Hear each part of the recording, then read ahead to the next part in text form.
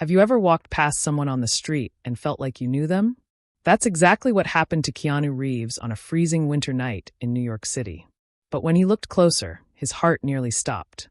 The homeless woman sitting on that cold sidewalk was someone who had changed his entire life. This is a story about a teacher, a student, and a second chance that nobody saw coming. Stay with us until the end, because what happens next will leave you speechless. It was a cold Tuesday evening in New York City. The sun was going down behind the tall buildings, and people were rushing home to escape the freezing weather. Keanu Reeves had just finished filming for his new movie.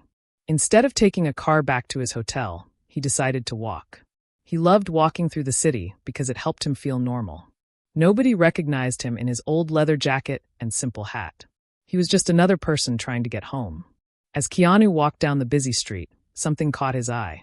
An old woman was sitting on the cold ground. She had a thin blanket wrapped around her shoulders, and her white hair was blowing in the wind.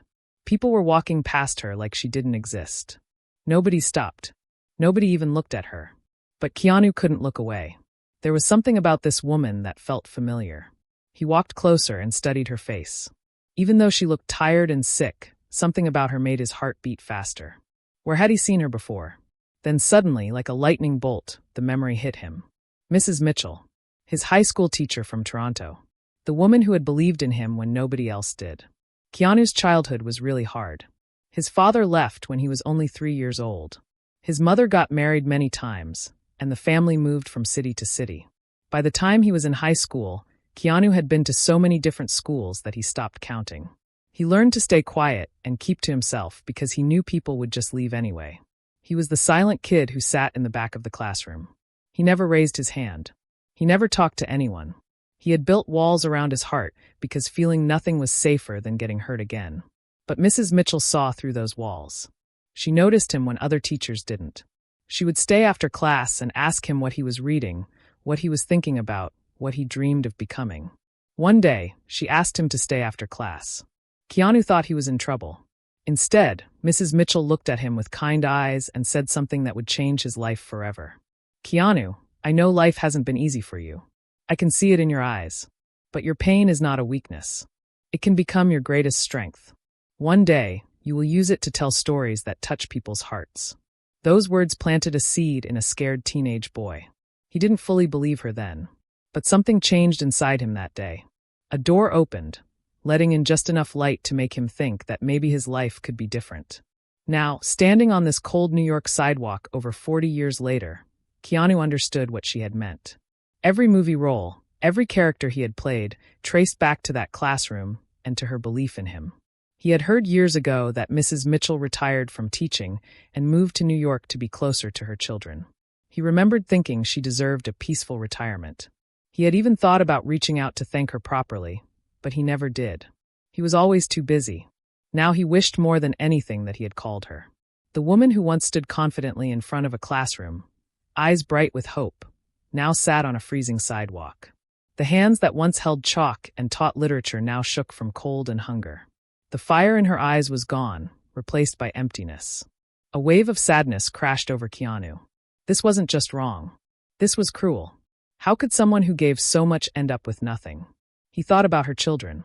She had moved to New York to be near them. Where were they now? How could they let their mother end up like this? Mrs. Mitchell pulled her blanket tighter as another cold wind swept through the street. She didn't look up. She was too used to being ignored. Her eyes stayed fixed on the cracked sidewalk, seeing nothing, expecting nothing. Something inside Keanu caught fire. He couldn't just walk away. This woman had helped him believe in himself. Now she needed him. His feet moved before his mind decided. Each step toward her felt heavy. The distance between them closed until his shadow fell across the small patch of sidewalk she called home. She didn't look up at first. Keanu knelt down slowly so he wouldn't tower over her. When he spoke, his voice came out thick with emotion. "Mrs. Mitchell." The sound of her name hung in the cold air. The old woman slowly lifted her head. For a moment, her tired eyes widened with surprise. Recognition flashed across her face. But then something else appeared. Shame. Deep, crushing shame. Mrs. Mitchell looked away quickly. Her shaking hands pulled the blanket closer around her shoulders, trying to hide herself. Her thin fingers tried to smooth down her messy hair. "Keanu," she whispered, barely loud enough to hear. You shouldn't see me like this. Please just go. Pretend you never saw me here." But Keanu didn't move. He stayed kneeling on the cold sidewalk, his eyes never leaving her face. "Mrs. Mitchell," he said softly, reaching out to take her cold hands in his own. "Look at me, please." She hesitated. Slowly, she lifted her eyes to meet his. What she saw wasn't pity or judgment. She saw warmth. She saw respect. She saw the same boy she had believed in all those years ago. "I don't care where you are or what you look like," Keanu continued. "To me, you'll always be the teacher who changed my life. Nothing can ever change that."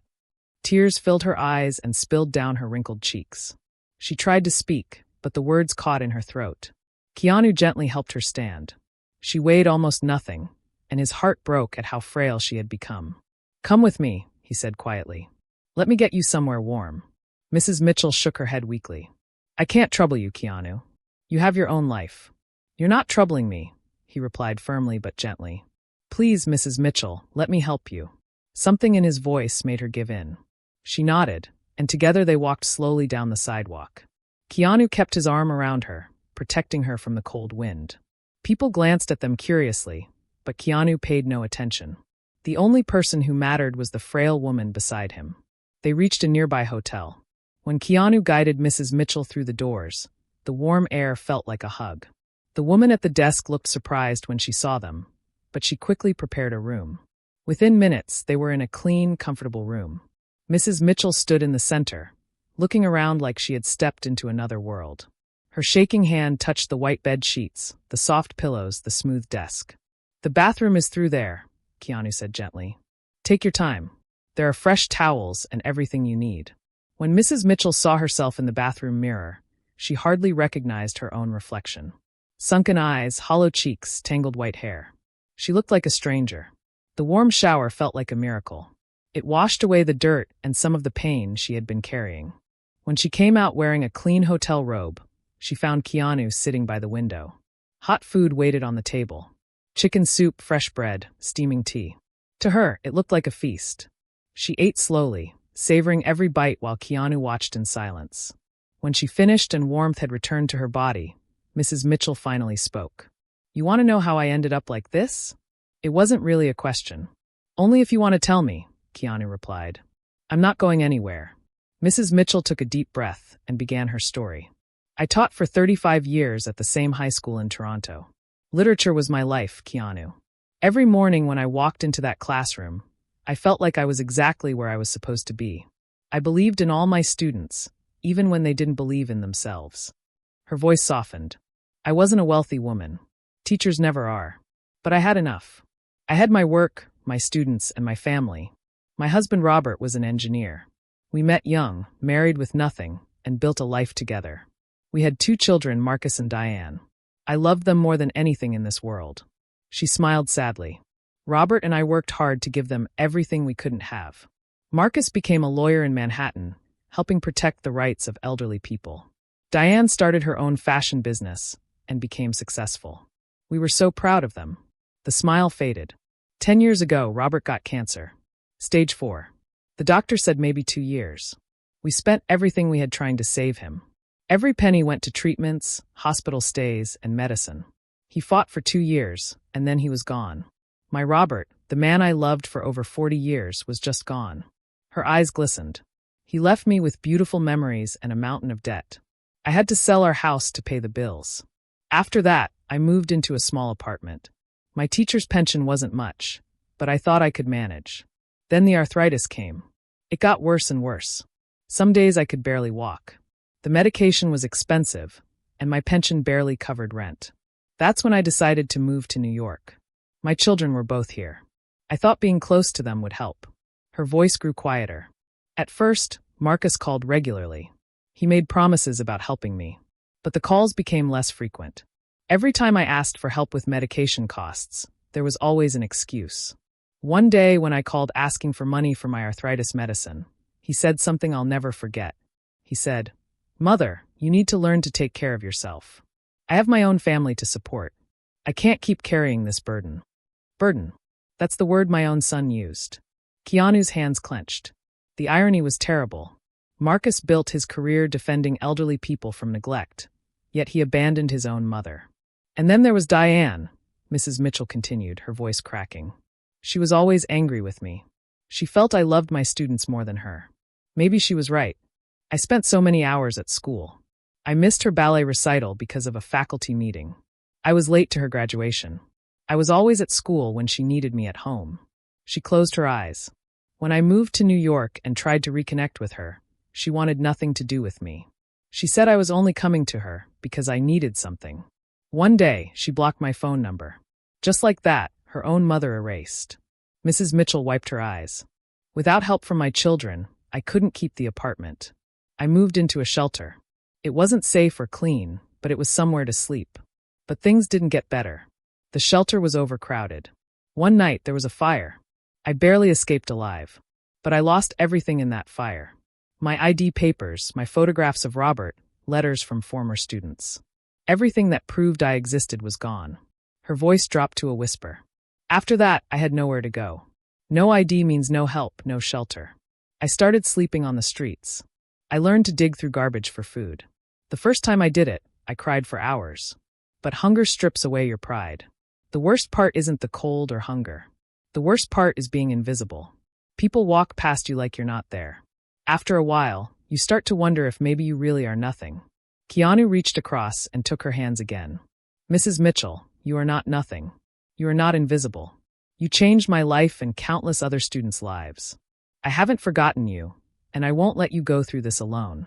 Not for another day.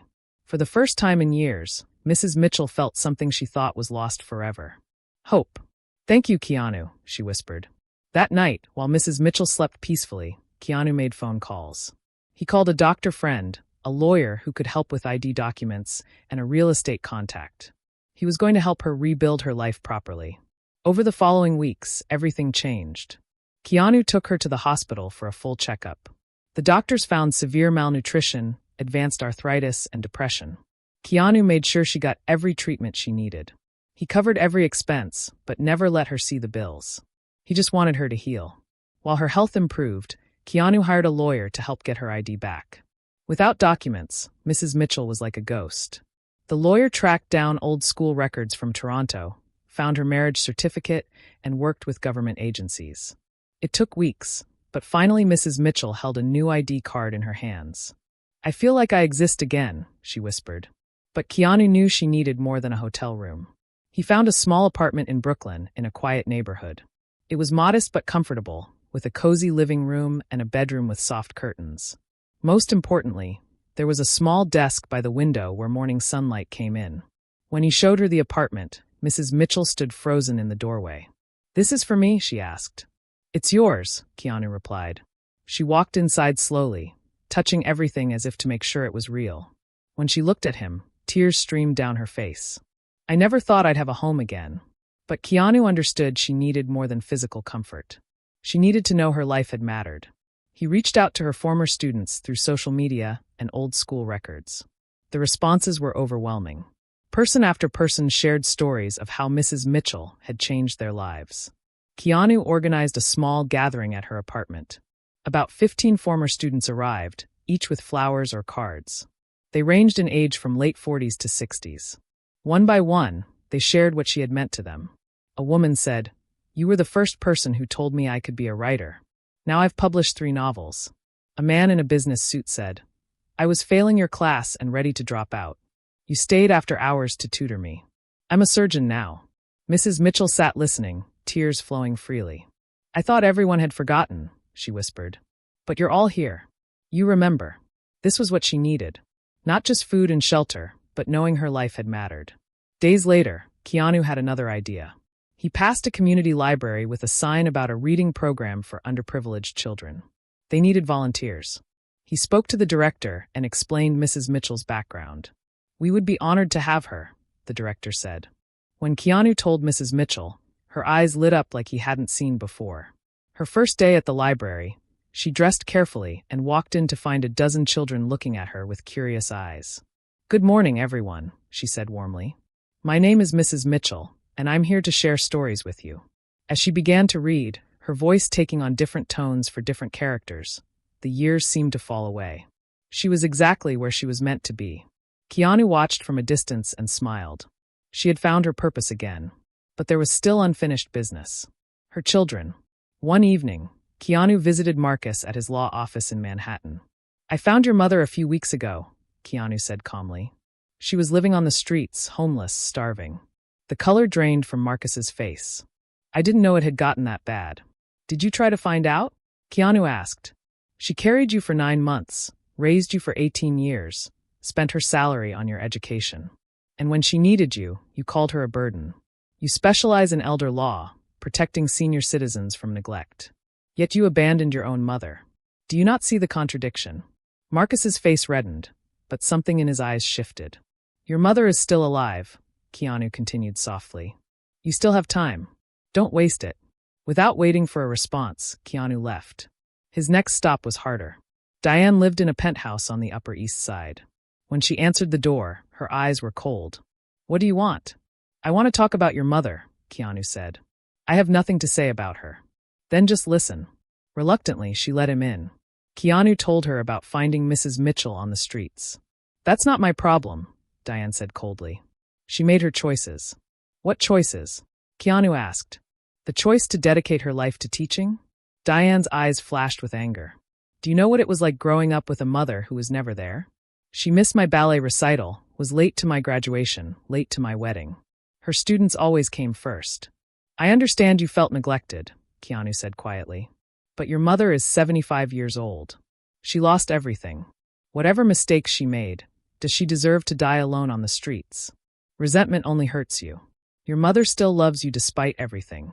She keeps your photograph by her bed." Diane remained silent, staring out the window. Keanu waited, then quietly left. What happened next surprised everyone. A former student wrote about the reunion on social media. The post went viral. When people discovered that Marcus Mitchell, the famous elder law attorney, had abandoned his own mother, the reaction was fierce. His reputation crumbled overnight. 3 weeks later, there was a knock on Mrs. Mitchell's door. She opened it to find Marcus standing there. He looked broken. He fell to his knees and began to sob. "I'm so sorry, Mom. I was selfish, blind, a coward. I let you suffer." Mrs. Mitchell knelt beside him and pulled him into her arms. "I never hated you. You're my son. I've loved you since you were born." They stayed like that for a long time, mother and son, beginning to heal. Diane reacted differently. When the media storm hit, she blamed everyone except herself. She sold her company and moved to the West Coast, cutting off all contact.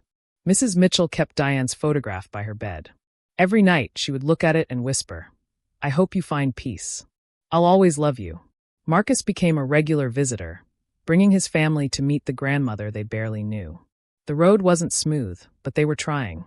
Meanwhile, Mrs. Mitchell's library program grew into something beautiful. She called it Stories of Hope. Children from difficult backgrounds found confidence and self-worth through her sessions. One boy named Daniel stood out. He was 10 years old, quiet and watchful, with walls built around his heart. Mrs. Mitchell recognized that look. She had seen it in another child years ago, a teenage Keanu. Daniel had been abandoned by his parents and lived with his elderly grandmother, who loved him but was overwhelmed. Mrs. Mitchell didn't push Daniel. She just made sure he knew she saw him. Slowly, week by week, he moved closer. One day, he raised his hand. "I like the story about the boy wizard who finds out he's special even though everyone told him he was nothing." Mrs. Mitchell smiled. "That reminds us that sometimes the people who feel most ordinary turn out to be most extraordinary. We just need someone to believe in us first." Over time, Daniel opened up. One afternoon, he asked, "Why are you so nice to everyone, even after people were mean to you?" She looked at this wounded child and said gently, "Kindness isn't a reward for people who deserve it. It's a gift we choose to give, no matter what. And sometimes the people who've been hurt the most understand best how important that light can be." Daniel threw his arms around her and sobbed. Years of loneliness poured out. Mrs. Mitchell held him close. "I wish you were my grandma," he whispered. "I may not be your grandmother by blood," she said softly, "but I'll always be here for you. That's a promise." From that day, Daniel was different. He began helping other children, participating eagerly. His grades improved. All because one woman refused to give up on him. Keanu established the Eleanor Mitchell Foundation to help other retired teachers facing hardship. Within a year, the foundation helped over 200 teachers across the country. He spoke at a national education conference, sharing Mrs. Mitchell's story. "We forget the people who built the foundations of our success," he said. "Think about the teachers who changed your life. Where are they today?" Sometimes all a person needs is to be seen, to be remembered. A phone call, a letter, a visit. That's all it takes to change someone's world. Don't wait until it's too late. The audience rose in a standing ovation, many with tears in their eyes. Back in Brooklyn, one autumn afternoon, Keanu visited the library. He found Mrs. Mitchell reading to a circle of children, Daniel sitting closest to her. She was radiant. The frailty and despair were gone, replaced by a vitality that glowed from within. When she looked up and saw Keanu, she smiled warmly and gave him a small nod of thanks. Keanu smiled back. Then, true to his nature, he turned and walked quietly out, not needing recognition or praise. As he stepped into the autumn sunshine, Keanu felt peace. Mrs. Mitchell had found her purpose. Daniel had found someone to believe in him. Marcus had found redemption. Not every story ends perfectly. Not every wound heals completely. But that doesn't mean the effort was wasted. Every act of kindness matters. The world was brighter because one man refused to walk past a woman on a cold sidewalk. This story reminds us that each of us has the power to change someone's life. Think about the teachers who changed yours. They might still be out there, waiting to be remembered. And perhaps a single phone call could change their world entirely. Because kindness is never too late.